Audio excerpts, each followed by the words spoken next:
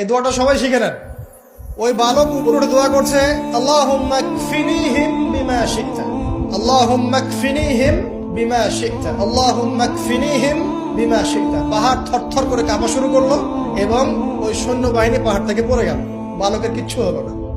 আমি কিন্তু বানোয়াট কোনো গল্প বলছি না, এটা কোরআন থেকে বলছি এবং এটা তাফসীর। আপনি যে কোনো তাফসীর পড়েন, মারিফুল কোরআন, তাফসীর ইবনে কাসির, জালালাইন পড়ে দেখেন, পড়ে দেখেন, আমার সাথে ডিবেট করার আগে। এবার সে বালক হেঁটে হেঁটে চলে আসলো রাজদরবারে। আবার কি ব্যাপার, তুমি মরো নাই?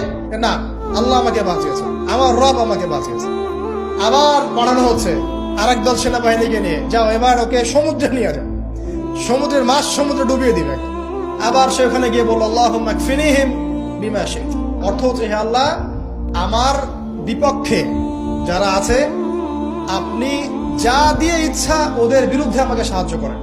অর্থটা হচ্ছে এমন, আল্লাহুম্মা কফিনিহিম বিমা শি'তা, আল্লাহ আপনি আমার জন্য যথেষ্ট হয়ে যান, ওদের বিরুদ্ধে আমার জন্য যথেষ্ট হয়ে যান, যা ইচ্ছা তাই দিয়ে আপনি হেফাজত করুন। ঠিক আছে, আল্লাহুম্মা কফিনিহিম বিমা শি'তা, ছোট্ট দোয়া। এবার ওই সমুদ্র উত্তাল হওয়া শুরু করলো এবং ওরা জাহাজ থেকে পড়ে গেল। এই বাচ্চা সেফলি আবার চলে আসলো রাজদরবারে। বিশ্বাস করছেন না?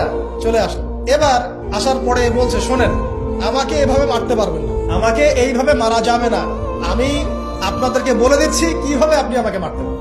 তো বাচ্চা বলছে, কিভাবে মারতে পারবো বলো?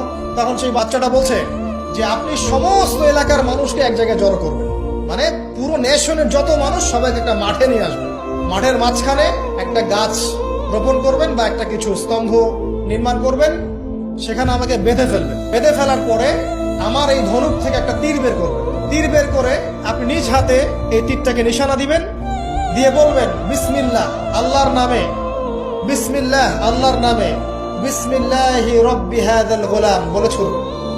অর্থ হচ্ছে, আমি এই বাচ্চার রব, আমি এই বাচ্চার রব আল্লাহর নামে তীর ছুড়লাম, এটা বলে তীরটা নিক্ষেপ করবেন, তাহলে আমি মরবো, তার আগে মরবো।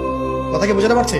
এবার তাই করা হলো, সমস্ত এলাকার মানুষকে এখানে জড়ো করা হলো। কথাটা ভালো করে বোঝেন, সমস্ত এলাকার মানুষ মানে কি, ওই এলাকার সব মানুষ, মানে মুমিন কাফের যে আছে সবগুলাকে একত্রিত করা। করার পরে বাচ্চাটাকে এভাবে একটা জায়গায় বেঁধে দেওয়া হয়েছে, খেজুর গাছে, তাফসীরে এসেছে খেজুর গাছে। এবার সে এখান থেকে তীর বের করে, বাদশা বলছে বিসমিল্লাহি রব্বি হাযাল গোলাম, নিক্ষেপ করলো। তীরটা ঠিক, আল্লাহ পাকের দৃষ্টি দেখেন এত সূক্ষ্ম, ওইটাই বর্ণনা করেছেন।